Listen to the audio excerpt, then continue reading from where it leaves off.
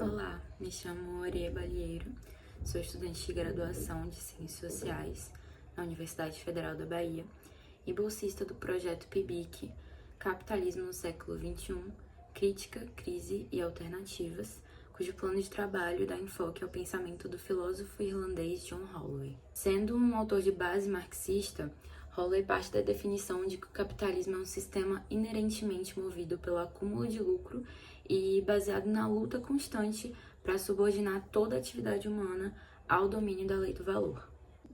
Ele acredita que a transformação da força de trabalho em mercadoria causou a desarticulação do trabalho em si e a fragmentação das relações sociais, um processo denominado de fetichismo, que é a tese central da argumentação de Holloway.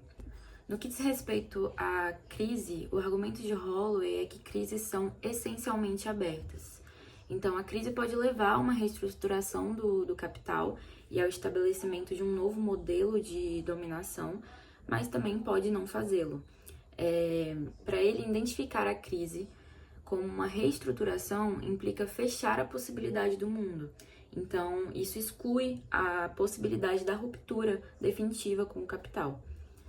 O Holloway é um marxista crítico à concepção ortodoxa de crise, que enxerga ela como uma expressão das contradições objetivas do capitalismo.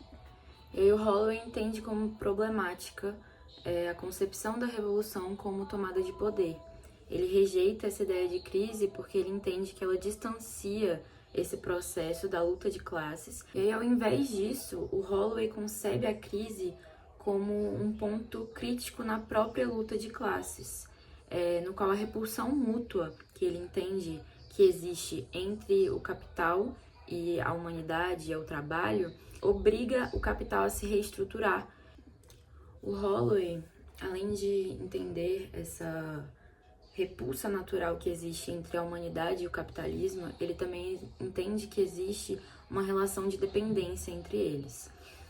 Um antagonismo entre a fetichização e a antifetichização, mas apesar disso, ele não vê simetria nessa relação, de modo que a classe explorada, ela depende da classe que a explora apenas no quesito de reprodução de sua condição, enquanto que a classe que explora, ela não existe sem o trabalho da classe explorada. Então, o trabalho ele pode se ver livre da submissão ao capital se ele o destruir, e não é a mesma coisa com o capital em relação ao trabalho. E aí, nesse sentido, o Holloway propõe que uma teoria da crise que não seja determinista deve localizar a tendência para a crise na própria dinâmica de luta. A substância da teoria da crise em John Holloway é a noção da impregnação do antipoder no poder. A crise ela representa como a insubordinação da vida entrou no próprio núcleo do capitalismo, se tornando uma instabilidade financeira crônica. Então, isso expressa a incapacidade do capital de controlar e de subordinar por completo todos os aspectos da vida. E aí o Holloway ele aposta num conceito que denomina de antipoder, que se trata de uma área de atividade que é dirigida a transformar o mundo e que não tem a tomada do Estado como central e não tem o objetivo de ganhar posições de poder, mas tem como alvo a dissolução do poder.